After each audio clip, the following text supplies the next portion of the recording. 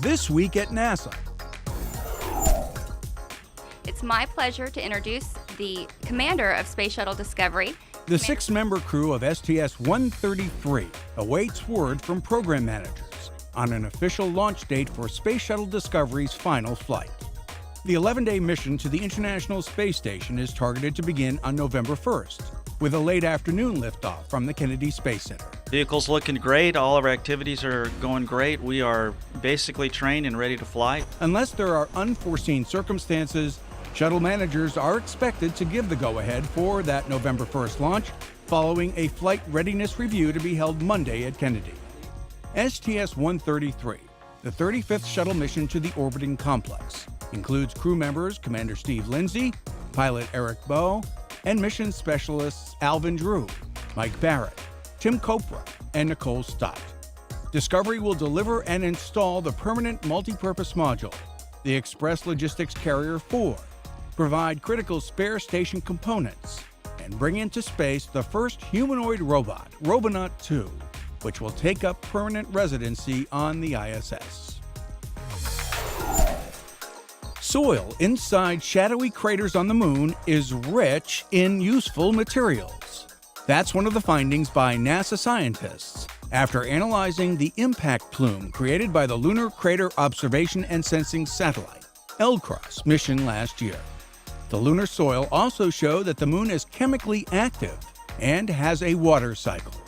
There are a variety of sources, either comets or the solar wind, and these sources are coming to the moon, and then once at the moon, this water is migrating, moving around the moon, and finding its way to various places, like the cold craters.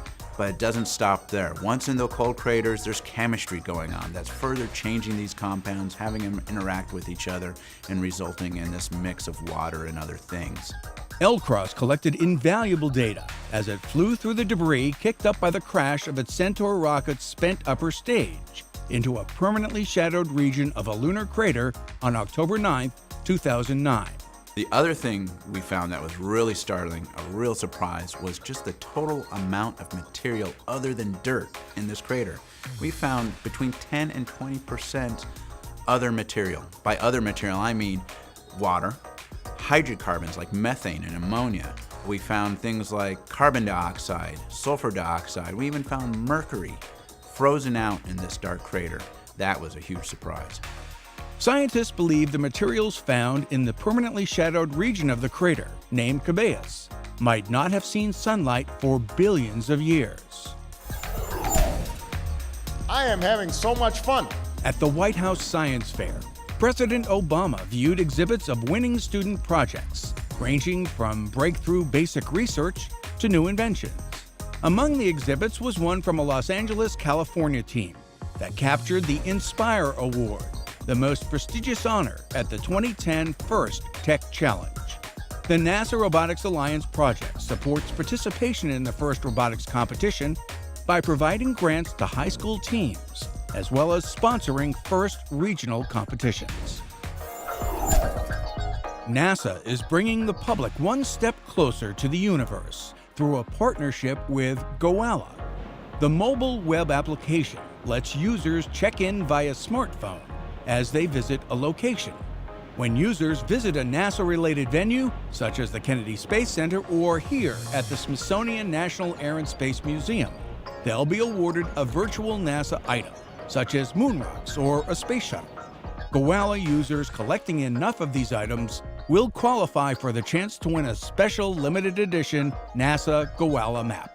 The virtual items will be available at NASA visitor centers and at more than 400 museums, science centers, observatories, and other NASA Museum Alliance members. To view the NASA Gowalla map and connect with NASA and Astro Mike on Gowalla and other social media applications, visit www.nasa.gov/connect. The sun shield for the James Webb Space Telescope has successfully passed the first in a series of launch depressurization tests to verify its flight design. JWST, a next-generation space observatory and successor to the Hubble Space Telescope, will observe the most distant objects in the universe provide images of the very first galaxies, and see unexplored planets around distant stars. To capture these faint infrared images, the telescope's instruments must stay below minus 369.7 degrees Fahrenheit. The sun shield is designed to protect these critical observation instruments from the heat of the sun and Earth. The 90-second depressurization tests proved that the stowed, folded sun shield will retain its shape during launch and ventilate properly. Both functions are critical to its successful deployment and performance. Scheduled to launch in 2014, the James Webb Space Telescope will be the most powerful space telescope ever built. If you liked Hubble, you'll love James Webb, because James Webb will be 100 times more sensitive than the Hubble. So it'll not only continue the great science of Hubble, but expand it greatly.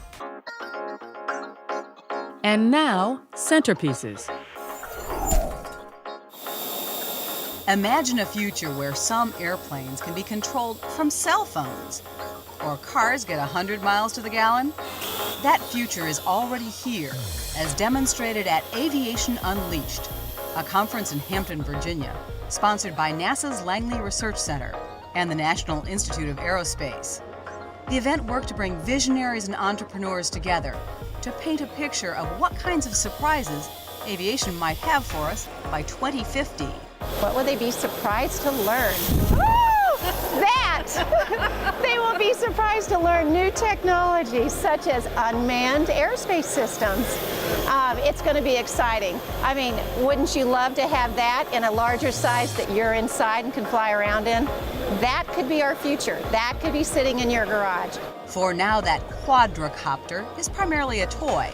The Parrot AR drone, equipped with 4 rotors, a camera, and Wi-Fi that can be flown from an iPhone or iPad. But some NASA engineers and students are using the aircraft as part of their aeronautics research. One popular vehicle at the conference wasn't an aircraft at all. It was the Automotive X Prize winning Edison II very light car that can travel 100 miles on 1 gallon of gas. The automobile has some things in common with an aircraft. It's designed to be very light and very aerodynamic. In fact, we have some really good aero people on our team.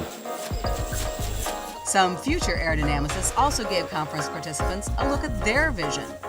Students from the University of Maryland's Morpheus Lab showcased flying research vehicles that flap like birds.